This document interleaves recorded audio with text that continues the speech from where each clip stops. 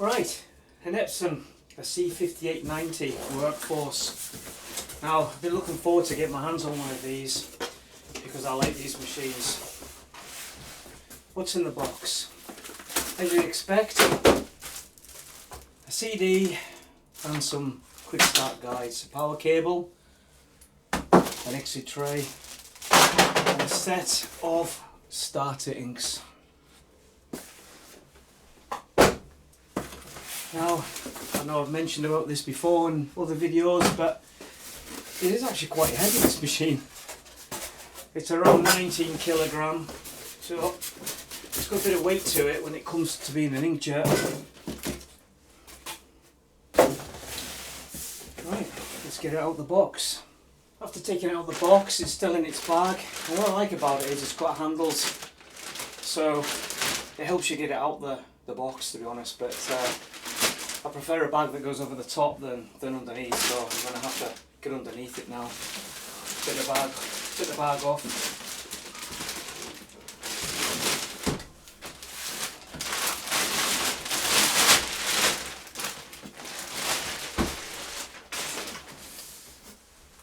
Right, first thoughts.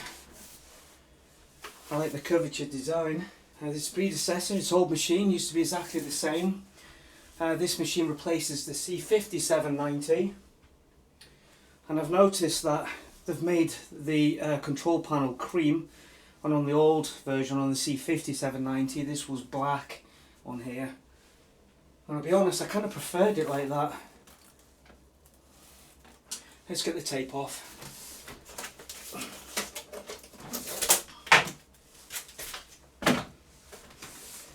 And yeah, Epson, they do like the tape.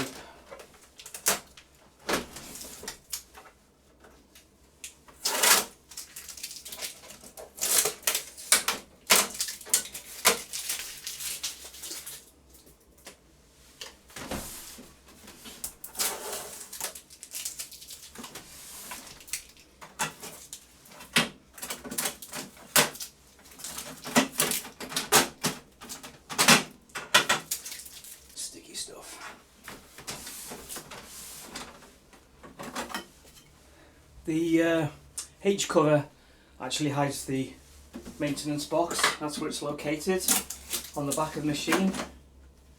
That's it there.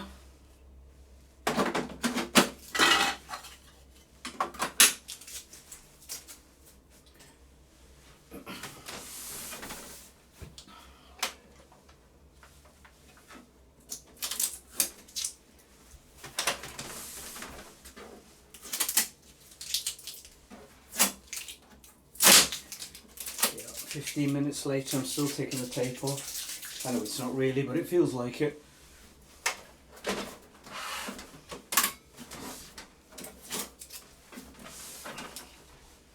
Right, handle here. It's actually a jam point as well, but you can actually see the print head. And obviously when it comes out of the box, it's taped up like this to protect the print head from banging about inside the box during transport. Bit of tape comes off there, look.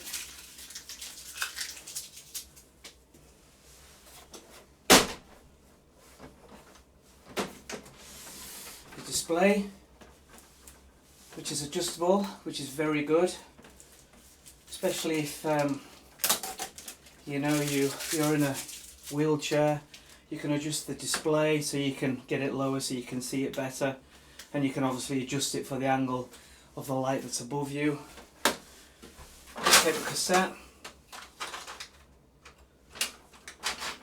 holds 250 sheets.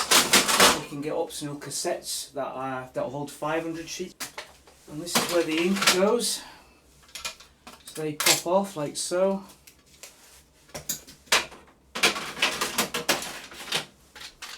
All four.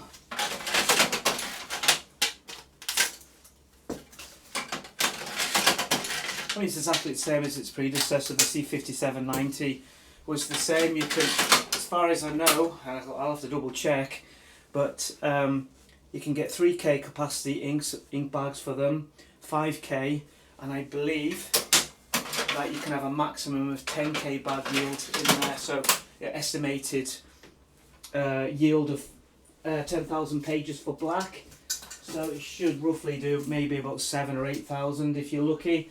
And obviously the Epson base the figures on 5%. So in the box it comes with starters. Here's the black one. Take it out of the box. That's it there. It's just a starter. Now it says, the specifications say that it should do around 3,000 pages on the starter.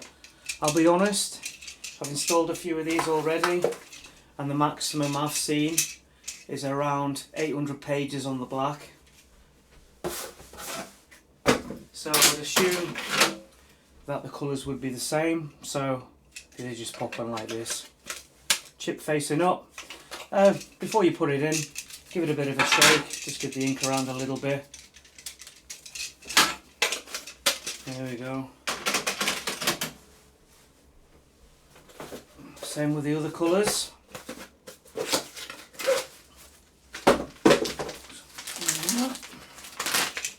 Now, as I say, it's supposed to do up to 3,000 pages on the starters. Honestly, you won't get that. You're lucky if you get 1,000 maybe. But just out of general use, you can get these bags in 3K, 5K yield. So you can make a choice depending on what your usage is. They all have an expiry date on them. This one says 2027. That's that one. Here's the magenta. Now they're a pretty new machine. They haven't been on the market awfully that long. However, I know stock has been limited in the past. So it took a while for me to get my hands on one. Even though I've had a few for a while, I've just not got round to unpacking one myself. So there's the magenta.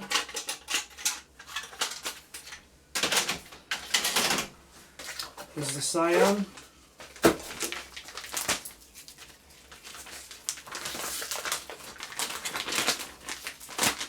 Sometimes I have a fight with the bag, eh? There we go.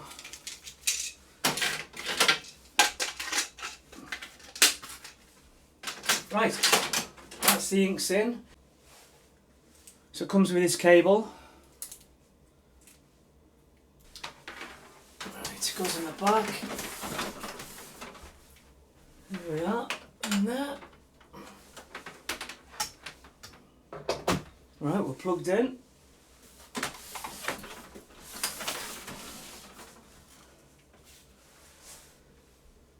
Let's switch you on.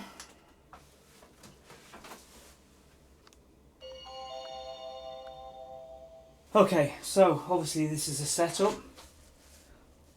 English, I'm in the UK. Daylight, summer settings, date, month, year. What date are we at? Today's the 21st of the 10th, 23. And it's 24-hour clock I prefer, and it's now 1950. Yep, check if all ink supply unit that came with the printer are installed. Press OK, and then this takes 5-7 minutes or something like that. Right, I'm slowly skipping through. As you can see, I did say 5 to 7 minutes, but it says 9 minutes on the display right now. Alright, we're getting there. We're over halfway as it's purging the system. Generally, when the machines are brand new and they're shipped, the print head has no ink in it. The lines, as in the ink supply lines, don't have any ink in them. They have a liquid in them, and it has to push that through into the maintenance box and install ink from the ink bags. So this is what we're waiting for. In the meantime, let's put some paper in.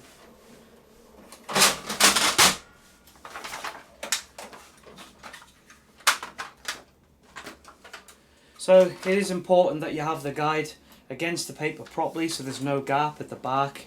The width is correct as well, so it doesn't actually cause any skew. I've seen in the past where I've gone on site and machines are jamming, and this basically is kind of out here. There's a little lever there to make the cassette come out further, makes it longer. So just make sure that's not the case, because this guide needs to be right against the paper, and that paper needs to be right against the plastic, right at the end there. Just move that back. Just to show you there, look. Just adjust that by pinching it. So make sure that's against A4, it's marked there, and you can see the side is marked in A4 as well. There we are. Make sure there's no play at the back there, but you don't want a bubble either, a curve. I have here the catch tray.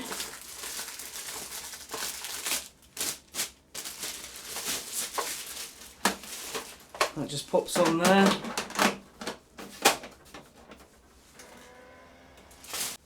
Right, after about 9 minutes or so, it's finally finished, so I'll just press close. It wants us to select the paper size and the type for the paper source. Well, I'll just leave it as it is. It's on as A4. I'll press OK there. Adjustment to print quality, let's start that. So it wants to do a nozzle check. Now obviously, when it prints this off, it will just show you the nozzles for all colours.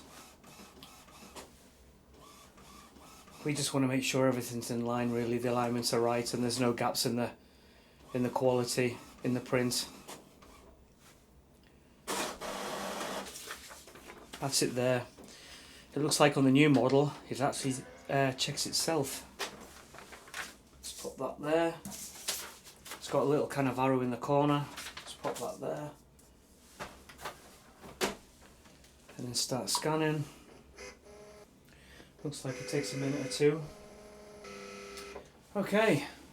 Don't think you can read that. Let me just zoom in a little bit. Okay, the adjustment is complete. When you change the paper, or if the print results are blurred or streaked, use maintenance to make adjustments. Okay, thank you very much. No, I don't want to do the fax wizard. No, I don't want to come back to it later. Right, let's have a quick look around the control panel and the touch display. So here we have a numeric keyboard, shortcut for contacts, an interrupt, reset, paper setting, a job status. If you press that, it shows you what jobs are in the queue, so you can highlight and delete them. It's just a shortcut. Also here it shows you the consumables, which is really good. You've got a back button there to go back, or you just press the home screen, which is good. A clear button there. The old machine actually had a black control panel with rounded buttons, which to be honest I preferred, but I do like the touch screen. It's got nice colour on it. They've really stepped up there, to be fair. So let's have a look. So we've got copy, scan, fax, presets, memory device, a fax box, print from internal memory, a maintenance button there. That's really good. They've put it on the main screen, so if you've got quality issues you can go in and give it a print head clean. You've got settings as well, which is like just the old model. Home screen, back to the main screen. So let's do some copying on it first. So if I grab a sheet of paper, I'll zoom out a second so you can see it. Here we go. Bang the document in. So zoom back in there because it's not the clearest. We press copy. Black and white is default. We've got colour, density adjustment. So if I want to, well, this is no colour in my original, but if I want it in colour I can choose that. If I find the original's a bit light, I can try and darken it up a little bit. I can choose a specific tray. Obviously we have only one cassette as it stands, and we do have a bypass at the back of the machine. So they do have the option for 3 additional cassettes that hold 500 sheets of paper. They're an option. You can purchase them, unpack them, switch the machine off, unplug it, bang the cassette on the table, and then gently throw the photocopier on the top, switch it back on. It should recognise an additional cassette underneath. But as it stands, we're going to go to the bypass, and I'm going to tell it it's thick paper. There we go. So the machine thinks that in the bypass there is thick paper, which is quite good. I'll just OK that for a second. If the original is double-sided, we can go in here and choose double-sided. If we go in and the original is single-sided, So if you've got singles and you've got multiple singles, you can make them into double, and you can make doubles into single. You just select them here, like so, and press OK. If you want more than one copy, you choose how many you want, like so. Press OK. And reduce and enlarge, I'm not sure how much that will be used on an A4 machine, but it does give you the opportunity to go from A4 to A5 and enlarge up to A4 from A5, as well as other presets there that I would never use myself. You also have a manual adjustment here as well. Oh, reduce to fit to paper. I've not noticed that before, but again, I don't really use that function. So at this point, I'm going to press the reset key, go back to my default settings, press the home screen, go back into copy, go back into advanced, and you've got some other options that you can do in here, which, to be fair, I would never really use either. But remove shadows, remove hole punch marks, ID cards, copies, which is a nice little function, I guess. But go back, and that's probably it for copying, really. If you go back to the home screen and choose scan instead, you've got options here to scan to folder, scan to email, scan to computer. Actually, it's generally you would scan to a Twain driver or Document Capture Pro, which is an option of software that you can get for the machine. A memory device such as a USB stick, scan to cloud using Epson Connect services, WSD, which to me, I hate WSD, but that's just me. So generally, I normally set up machines to scan email. I've got another video on that using Gmail, so how to set up a mail server and being able to scan email, and how to add emails to an address book, so I won't cover it here. The computer one is quite popular with certain of my clients.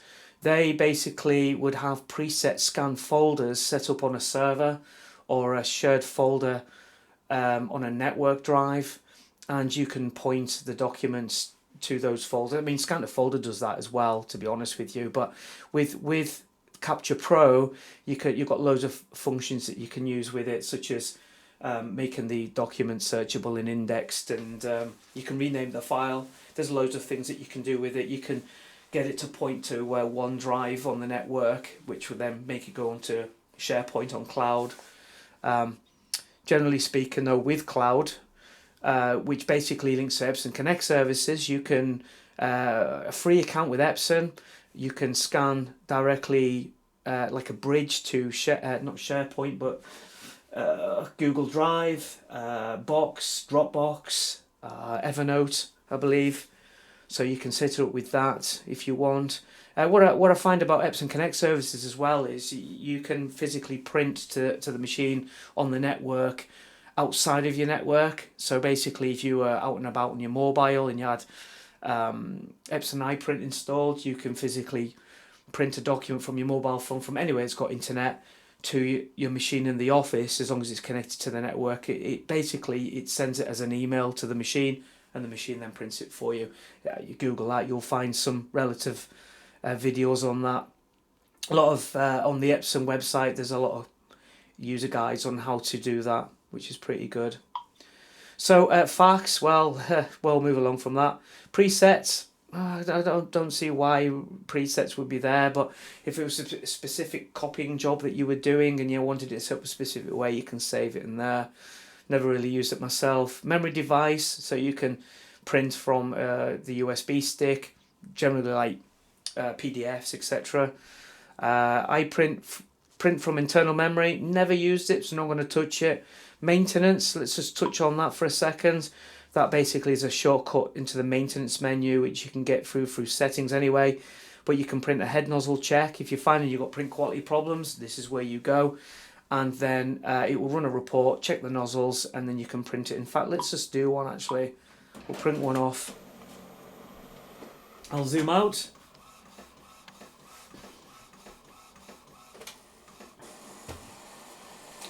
So if you're finding you've got print quality problems, this is a place to go. Just print that off, have a look and see if you see any gaps. Yellow cyan magenta, black, and then magenta cyan yellow again. So basically what you're looking for is breaking the lines really. If you find that's the case, run up to 3 cleans on it, then leave it 24 hours before trying again. And what it does is it basically just sends a jet of ink through the printer head to try and clear the blockage that's in the print head. Why would this happen? Well, experience-wise for me, I see it happen when people switch their machines off at the plug without shutting it down properly from the on-off switch. That's the main thing. A lot of heat, a lot of cold, a change in temperature obviously, but inkjets work better generally to me in colder environments than lasers do, because lasers run at roughly about between 160 210 degrees C in the fusee unit, and that in turn causes paper curling. You get moisture in the paper that gets pulled out because of the fusee unit.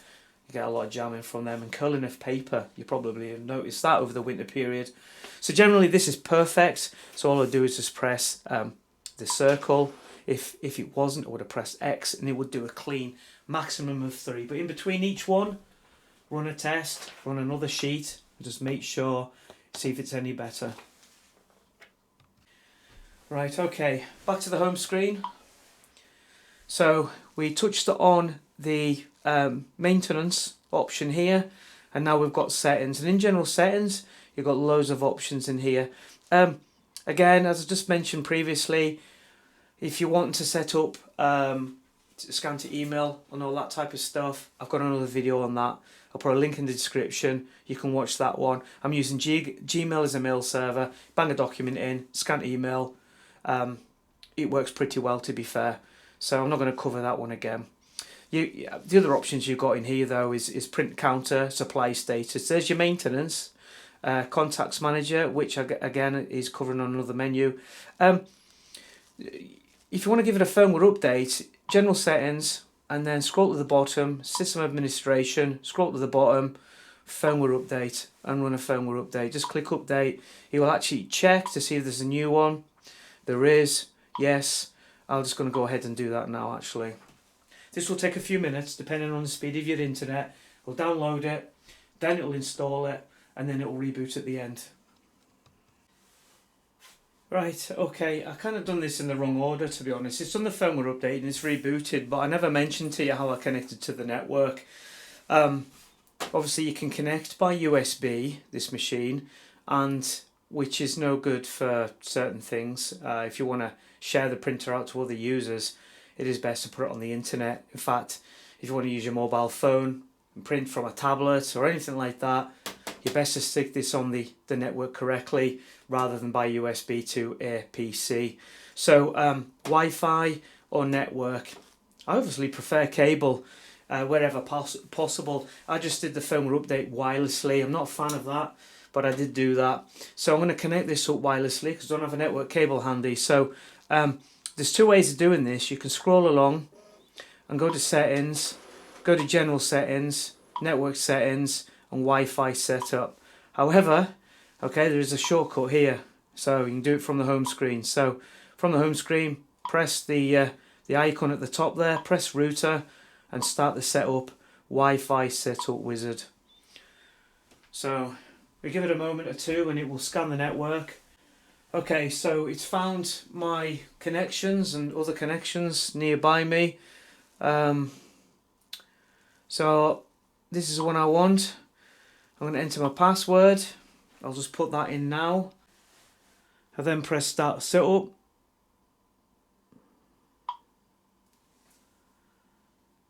And then it will get configured an IP address from my wireless extender, which is in the kitchen. This will take a moment or two. It'll either say failed or successful. There we go, setup complete, so it's quite happy. Now, go back to the home screen. You can see there that it's showing you the strength of it, pretty well full signal strength. It gives you some options in here. However, I prefer to go to settings, general settings, network settings, scroll to the bottom, click advanced, and then click in here and it tells you your IP address. Now, it's on DHCP, so it's automatic basically, but you can change it manually, set your IP address if you understand what I mean by that. I've covered how to get onto the photocopy through the web interface in another video. I've also covered, I think I mentioned previously, about scan to email, so it's all in the same video on how to set that up, so we'll leave it there for now. Right, okay, let's have a look at the jam points on the machine. So the document feeder, ADF, on the top has a jam point here. That just pops up there to get any jams out of the machine. Just be careful. Just be gentle with things. Just lift it up, take the paper out that way, take it out that way, but make sure you lift this first. Underneath the document feeder, the paper comes round here as it scans, and it goes through the gap here. So be gentle, and if you find the paper's wrapped around here, just lift this up a little bit and just pull the paper out from here. And also underneath here, you can get your hand in and pull it out there. Just do it gently. No need to be fast and rough with it. You've got more chance of ripping the paper if you're a bit too rough with it. So that's the document feeder. In the machine itself, which is jam code J, there's a handle on the side. I'll just spin that round there. You can see the handle on the side there. All you're doing is lifting it up. It goes inside the machine. It does tell you the passcode which you're going to need for the web interface. I generally change the password on these anyway when I set these up for people and let them choose what they want. So as a jam point, you can take paper out from in here, but you've got to be careful. Obviously, just don't be rough with it. Just be gentle so you don't damage anything inside it. What else do we have? We have the paper exit guide can be taken off, and cassette can be taken out, and you can look inside to see if there's any trapped paper stuck inside. But before I would check in there, I would go around the back of the machine, and this cover comes off the back. Just squeeze it there, jam point D, pop that in. So cover H, open, maintenance box. That's it there. When it fills up, it gets full, it gets quite heavy, you get a new one, get yourself a new one. The new one comes with a sealable bag. You take it out of the box, put the new one in, take the bag, and then seal the old maintenance box into the bag before you dispose of it the normal way. So that just pops on like so. Alright, let's have a quick look at the specifications on this machine. It comes with a 50-page document feeder that is duplex, as in duplex scanning. So there's quite a lot of competition out there that machines will duplex print, but they only have a simplex document feeder, so that's quite a bit of a bonus in my book. They come wired and wireless, as well as USB, which is pretty standard these days. Print speed of 25 pages per minute, and with a touch screen of about 4.3 inches in colour. It weighs quite heavily, actually, about 19 kilogram. The dimensions, got a quite small footprint, but you know, it's not the smallest. It's 42 by 53 by 35, and the noise while printing is 47, and the power consumption while printing is 27 watts. When it's sitting on standby with the screen on, it's about 11.7 watts, and when it's sleeping, it's 1.2 watts. That's switched on with the screen off. And when it's switched off, while still plugged in, it roughly consumes about 0.2 of a watt. Now put that in context, on an LED Brother A4 machine as a comparison, they roughly print at just over 400 watts, and well, that's a bit of a difference while printing. Even on standby, while it's switched on and the display's on, it's keeping the fuser warm. The laser machines are quite similar, to be fair, because they've got induction heating as well. Some have like a lamp going through the fuser roller on the older models, so they really do consume electricity. I've seen machines up there up to a kilowatt. So when you're printing at 27 watts, you know, that is really good on low usage on electricity. On the paper cassettes, as in the thickness it will take up to 163 grams. I would recommend to take that from the bypass. It prints from Windows and Macs and Linux as well. It scans to email, scan to folder, and you can scan to USB stick. You can print from a USB stick as well. The paper cassette holds 250 sheets, which is, well, pretty standard for this size of machine, but you can get optional cassettes for these that hold 500 sheets, so up to 3 optional cassettes. So that's, you know, you can get a ped for them actually as well and sit them on a ped. so they can be freestanding as well. And the machine comes bundled with mobile apps as well, so you know, you can print from your mobile, take a photo and print it. If you connect to Epson Connect services, you can assign the machine with an email address, so you could be anywhere, and as long as you've got internet, you can print, and it will print it at the location the machine is switched on at, as long as it's on the network. So it's basically, for the money, it's not bad at all. It's a good machine. Right, the buy price on this machine, RRP, is about £480. You Google it, and I have seen it for around £360, £370, something like that. Out of the box, it comes with starters that roughly should do about 3,000 pages. But I'll be honest, you probably get about 700 to 1,000 pages. It all depends on coverage, how much you're printing basically on the page, and also how many times that you do individual printing, as in individual single printing, or whether you do continuous running. So obviously that affects what you're going to get out of an ink bag, as well as cleans as well.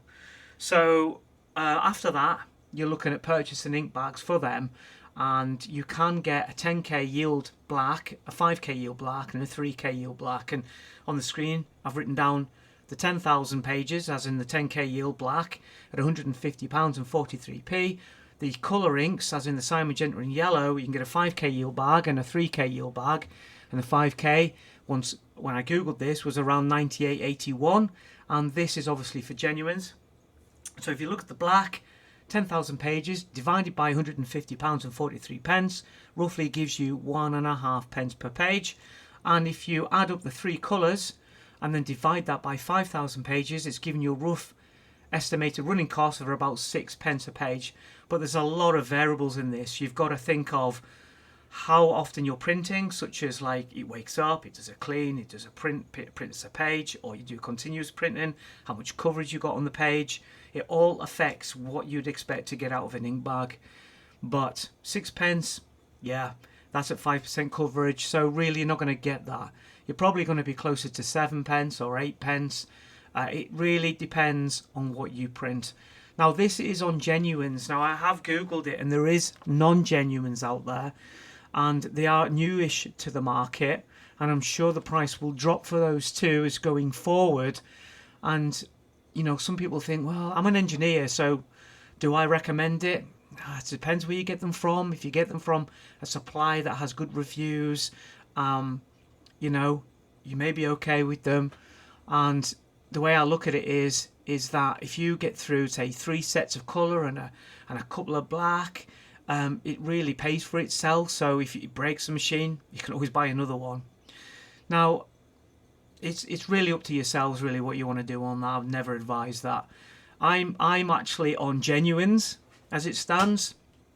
But if I go on non-genuine and it breaks and I can't fix it, would I buy another one of these machines? Well, I have a C5890, which is the older version of it.